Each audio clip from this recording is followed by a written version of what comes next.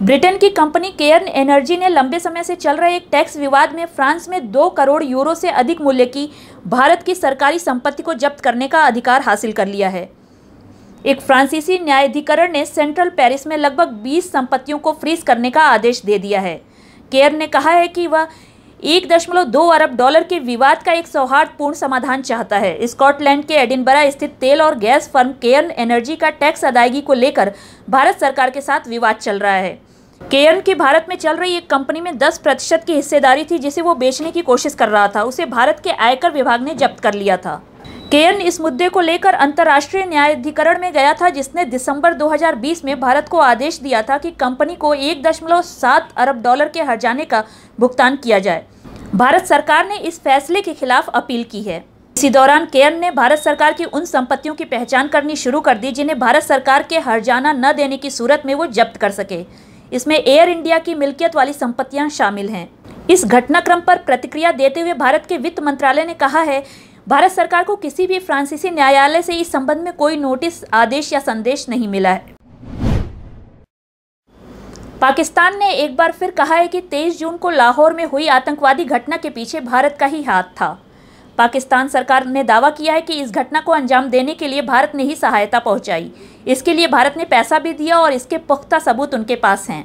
गुरुवार को भारत सरकार ने पाकिस्तान के आरोपों को करीब 4 दिन बाद जवाब दिया था। भारतीय विदेश मंत्रालय के प्रवक्ता अरिंदम बागची ने गुरुवार को कहा कि पाकिस्तान के लिए भारत के खिलाफ आधारहीन दुष्प्रचार में संलिप्त होना कोई नई बात नहीं है। पाकिस्तान अगर अपने यहाँ हालात ठीक करने में इतनी ही मेहनत करे और आतंकवाद के खिलाफ मजबूत कदम उठाए तो इसका ज्यादा फायदा होगा।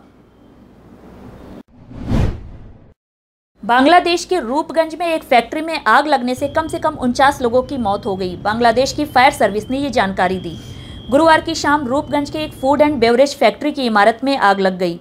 फायर सर्विस के डिप्टी डायरेक्टर देवाशीष वर्धन ने बताया कि कम से कम 49 शव बरामद हुए हैं। उन्होंने बताया कि राहत और बचाव कार्य जारी है। देवाशीष वर्धन ने बताया कि मरने वालों की संख्या बढ़ भी सकती है। रूपगंज पुलिस स्टेशन के एक पुलिस अधिकारी ने बताया कि फैक्ट्री में काम करने वाले लोगों के परिजन बड़ी संख्या में वहां इकट्ठा हैं। अयोध्या में राम मंदिर के लिए कथित जमीन घोटाले को लेकर राष्ट्रीय स्वयंसेवक संघ एक्शन में है। आरएसएस के सर कार्यवाहक भैयाजी जोशी ट्रस्ट को लेकर रणनीति बनाने में जुटे हैं। वे जल्द अयोध्या भी पहुंच सकते हैं। बताया जा रहा है कि श्री राम जन्मभूमि तीर्थ क्षेत्र ट्रस्ट के महासचिव चंपत राय को चित्रकूट में चल रही संघ की बैठक में भी तलब किया गया है। उन्हें ट्रस्ट के काम से दूर भी किया जा सकता है। चंपत राय के पास विश्व हिंदू परिषद के केंद्रीय उपाध्यक्ष का भी दायित्व है, इसलिए वे ट्रस्ट को सहयोग देते रहेंगे। वहीं ट्रस्ट के सदस्य डॉक्टर अनिल मिश्रा को संघ विचार प्रवाह के किसी संगठन में जिम्मेदारी देकर उनको भी ट्रस्ट के काम से दूर किया जा सकता है। कोरोना के खिलाफ लड़ाई में भारत की स्वदेशी वैक्सीन कोवैक्सीन को जल्द ही वर्ल्ड हेल्थ ऑर्गेनाइजेशन से भी अप्रूवल मिल सकता है। इसे हैदराबाद स्थित कंपनी भारत बायोटेक ने Indian council of medical research के साथ मिलकर तैयार किया है। इस वैक्सीन को WHO की चीफ साइंटिस्ट ने भी असरदार माना है।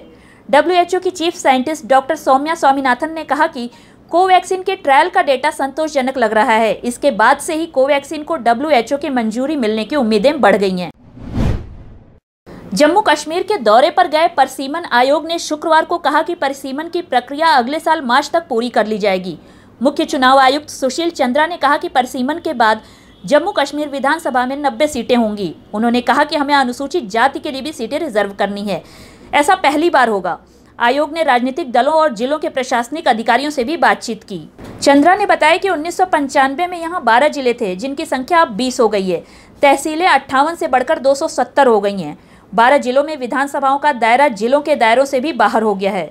विधानसभाओं में जिले और तहसीलें एक दूसरे में मिल रही हैं।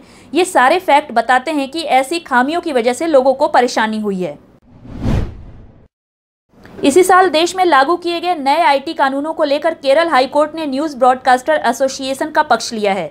अदालत ने कहा कि अगर NBA इन कानूनों को लागू नहीं कर पाता है तो भी इसके खिलाफ फिलहाल कोई दंडात्मक या सख्त एक्शन नहीं लिया जाना चाहिए।